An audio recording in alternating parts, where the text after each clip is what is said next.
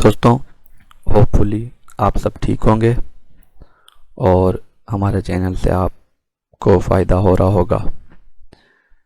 और हमारे चैनल को प्लीज़ आप सब्सक्राइब करें ताकि आपके पास हमारी हर वीडियो आ सके और बेल आइकन को भी दबाएं ताकि आपको नोटिफिकेशन आ सके।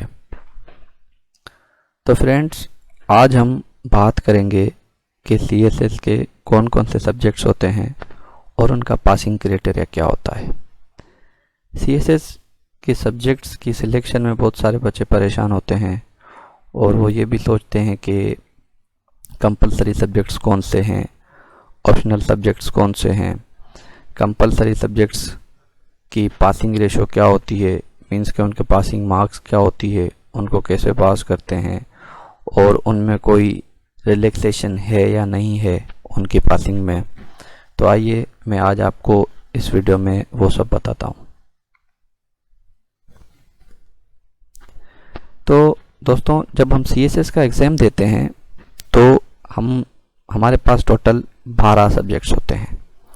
12 सब्जेक्ट्स में से 6 सब्जेक्ट्स ऑप्शनल होते हैं 600 मार्क्स के और 6 सब्जेक्ट कंपलसरी होते हैं 600 मार्क्स के। टोटल मिला के हमारे पास 1200 मार्क्स का रिटन होता है। अब 6 सब्जेक्ट कंपलसरी कौन कौन से होते हैं?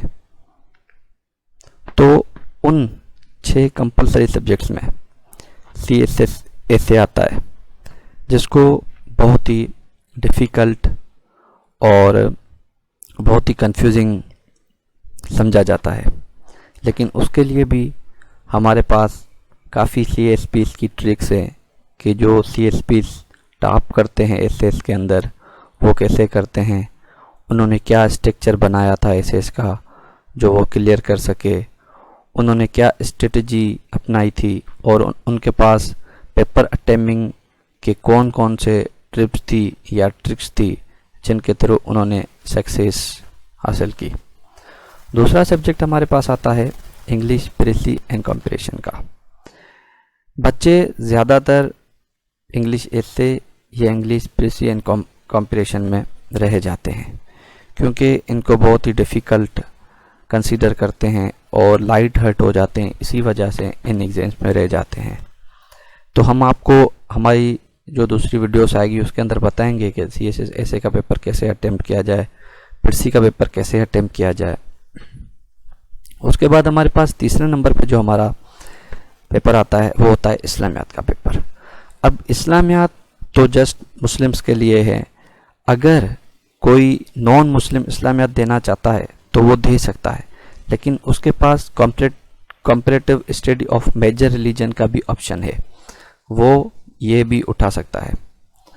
उसके बाद हमारे पास एवरीडे साइंस आता है जिसको हम जनरल साइंस एंड एबिलिटीज़ भी कहते हैं।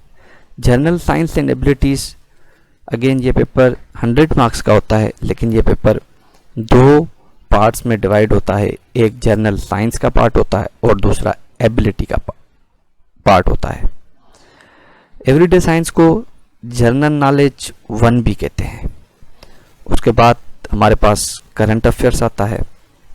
करंट अफेयर्स जैसे कि अभी हमारे पास क्या चल रहा है, जिस तरह हमारे पास 2021 का अभी आएगा पेपर और उसके अंदर आ सकता है करंट अफेयर्स के बारे में कि कौन सा जो है ऐसा वायरस आया था या कौन सी चीज़ आई थी जिसने पूरी दुनिया को लॉकडाउन में डाल दिया था या वगैरह वगैरह। करंट अफेयर्स के बारे में हम डान न्यूज़ से जो है वो हम देख सकते हैं कि क्या करंट अफेयर्स चल रहे हैं और करंट अफेयर के पेपर की तैयारी का काफ़ी हिस्सा हम डान न्यूज़ से भी देख सकते हैं और हम आपको बताएंगे कि डान न्यूज़ से किस तरह पढ़ा जाता है। उसके बाद पाकिस्तान अफेयर्स के पाकिस्तान कैसे चल रहा है, पाकिस्तान के अफेयर्स क्या हैं, पाकिस्तान के बाहर जो कंट्रीज़ हैं उसके नेबरिंग कंट्रीज़ है उनके साथ उनके क्या रिलेशंस हैं, इस तरह के। और हमारे पास जो एवरीडे साइंस मैंने आपको बताया कि जनरल नॉलेज 1 और करंट अफेयर्स को जनरल नॉलेज 2, पाकिस्तान अफेयर को जनरल नॉलेज 3 कहते हैं। अब इन 3 सब्जेक्ट्स में हमारे पास रिलैक्सेशन है।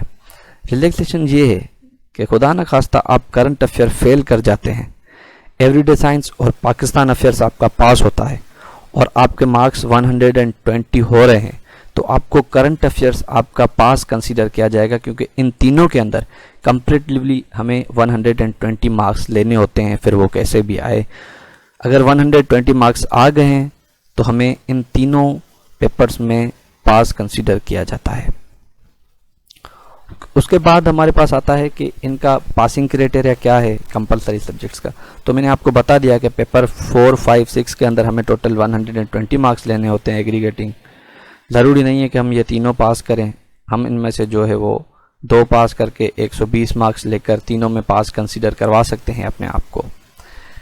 और जो दूसरे हमारे पास कंपलसरी सब्जेक्ट्स रह गए 3 ऊपर, CSS का जो एसे का पेपर है, पर्शियन, कंपोजिशन और इस्लामियात, इनके अंदर हमें 40% मार्क्स लेना लाजमी है। और जो हमारे पास ऑप्शनल सब्जेक्ट्स होते हैं उसमें हम 33% मार्क्स लेकर पास हो सकते हैं। 40% मार्क्स मतलब कि 100 मार्क्स का एक पेपर होता है, उसमें से हमें 40 मार्क्स एटलीस्ट लेने हैं तो हम पास कंसीडर किए जाएंगे। और ऑप्शनल सब्जेक्ट में 100 मार्क्स में से हमें 33% मार्क्स लेने हैं तो हम पास हो सकेंगे।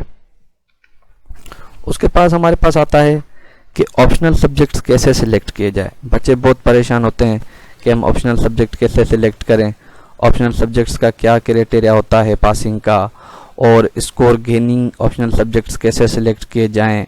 ग्रुप्स होते हैं, इसके अंदर 7 ग्रुप्स होते हैं, उनमें से कोई सब्जेक्ट्स उठाने होते हैं, वो हम सब्जेक्ट्स कैसे उठाएं, क्या हमारे जो ग्रेजुएशन की हिस्ट्री है वो उसके अंदर काम करती है या नहीं करती है, वगैरह वगैरह बहुत सारे क्वेश्चंस बच्चों के माइंड में आते हैं। तो हम आपको हमारी नेक्स्ट वीडियोस में ये भी बताएंगे कि ऑप्शनल सब्जेक्ट कैसे सिलेक्ट किया जाए, उसका पासिंग क्राइटेरिया कैसे है, उनके अंदर मैक्सिमम कैसे मार्क्स गेन किए जाएं। Thank you so much. Hopefully आपने इस वीडियो में से फ़ायदा उठाया होगा, और प्लीज़ प्लीज़ प्लीज़ हमारे चैनल को सब्सक्राइब करें और बेल आइकन को दबाएं ताकि आपको हमारी हर इन्फॉर्मेटिव वीडियो का नोटिफिकेशन मिल सके। Thank you so much.